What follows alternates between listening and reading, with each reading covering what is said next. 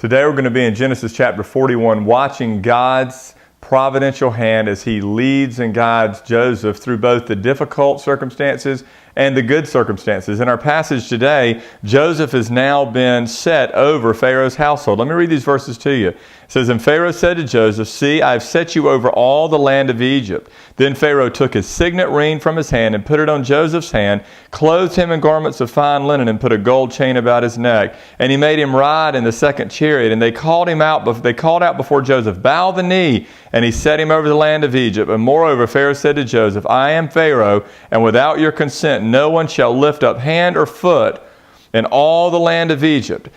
And Joseph is now number 2 in the land of Egypt. This is a man who was sold out by his brothers. He was really also persecuted by Potiphar, yet God has restored him again. What I want you to see here is that God is going to accomplish His purposes in our lives. Joseph, had you talked to him as a child, he would have never ever seen what God was going to do. I think so many times in our lives, we try to chart out our lives. We try to figure out everything that we want to accomplish for God, not realizing that God, through His own way, may want to accomplish something completely different through us. Joseph's life was difficult. When you look at Joseph naming his children, his firstborn in verse 51 of chapter 41 of Genesis said, "God has made me forget all my hardship." He named him Manasseh. The second one, Ephraim, he said, "God has made me fruitful in the land of my affliction." If you would have talked to Joseph about his life, I'm not sure that he would have talked about